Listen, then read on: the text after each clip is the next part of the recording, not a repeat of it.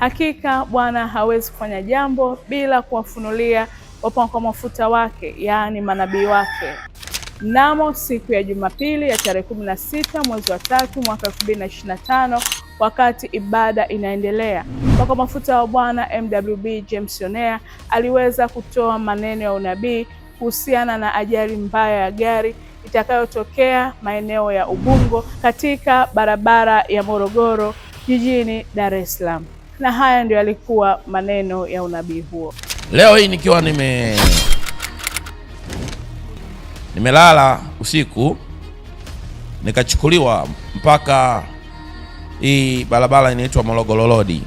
Nikaona ile barabara ya Morogoro Road, amen, lakini nikarudishwa hapa maeneo ya Ubungo hapa ambako zamani ilikuwa TANESCO, si kama bado ipo, amen, Ubungo pale, si ndio? Zeni nikaona ajali kubwa sana imetokea pale, amen. Alafu nikaona viungo vya watu, sawa, viungo vya nini, vya watu vimetapakaa kwenye ile ajali.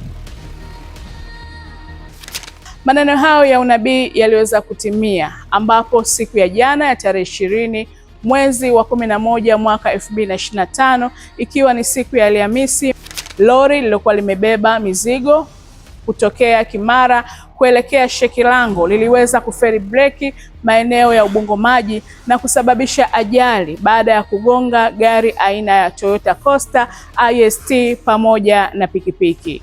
Hebu tuangalie ajali hiyo ilivyotokea. Ajali imetokea katika maeneo ya Ubungo Maji kwenye stendi ya mwendokasi, ambapo gari aina ya Fuso iliyokuwa imebeba mawe iligonga gari aina ya Prado na Prado ikagonga ST na ST ikagonga bodaboda. Kwa mujibu wa mashuhuda, kuna vifo pamoja na majeruhi. Mtu wa Mungu, ni hakika na kweli ya kwamba tumeona utimilifu wa maneno hayo ya unabii yakitimia, ya kwamba kupitia maombi ya mpakwa mafuta wa Bwana ile ajali haikuweza kusababisha madhara makubwa kama vile ambavyo mpakwa mafuta wa Bwana aliona siku ile ya Jumapili ya tarehe 16 mwezi wa 3 mwaka 2025. Na hadi sasa vimeripotiwa vifo vya watu 2 tu.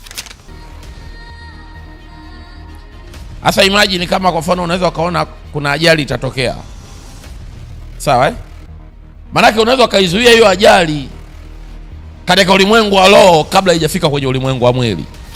Of course tutaliombea hili jambo baadaye.